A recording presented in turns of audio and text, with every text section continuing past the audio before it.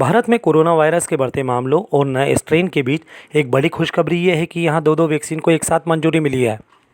Drugs controller general of India ने Oxford university और AstraZeneca की कोविड-19 वैक्सीन कोविशील्ड, जिसका उत्पादन भारत में सीरम इंस्टीट्यूट कर रहा है, और भारत बायोटेक की वैक्सीन कोवैक्सीन के आपातकालीन इस्तेमाल की मंजूरी दे दी है। प्रधानमंत्री नरेंद्र मोदी ने कहा है कि डीसीजीआई की सीरम इंस्टीट्यूट ऑफ इंडिया और भारत बायोटेक की वैक्सीन को मंजूरी देना एक स्वस्थ और कोविड से मुक्त देश की ओर बढ़ता कदम है। माना जा रहा है कि अगले हफ्ते से भारत में टीकाकरण अभियान शुरू होगा, जिसमें इन दोनों वैक्सीन का इस्तेमाल किया जाएगा।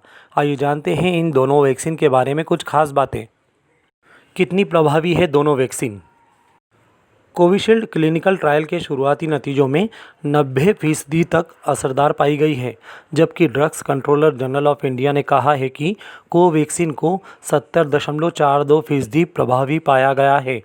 यह स्वदेशी वैक्सीन है, जिसे भारत बायोटेक ने Indian council of medical research के साथ मिलकर बनाया है।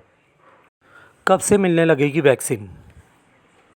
सीरम इंस्टीट्यूट ऑफ इंडिया के सीईओ आदार पूनावाला ने कहा कि ऑक्सफोर्ड एस्ट्राजेनेका की वैक्सीन कोविशील्ड का वितरण आने वाले हफ्तों में किया जाएगा।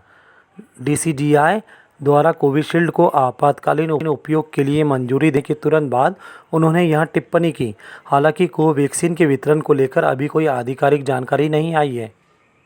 क्या वैक्सीन के लिए पैसे देने पड़ेंगे?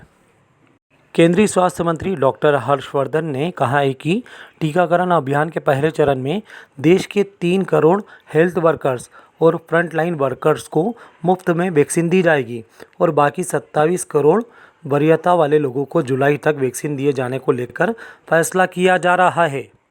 हालांकि सीरम इंस्टीट्यूट ने वैक्सीन की कीमत को लेकर पहले कहा था कि कोविशील्ड की एक डोज की कीमत करीब 500 रुपये हो सकती है।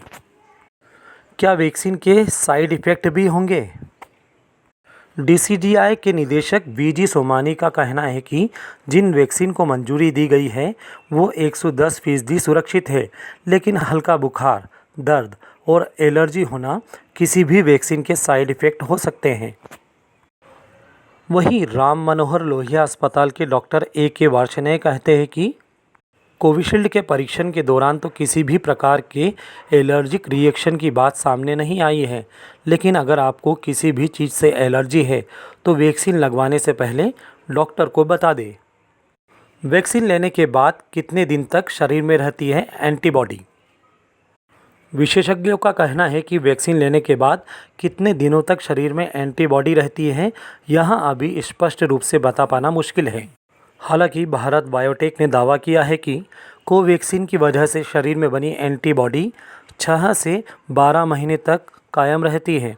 कोविशील्ड को लेकर अभी ऐसी कोई जानकारी सामने नहीं आई है।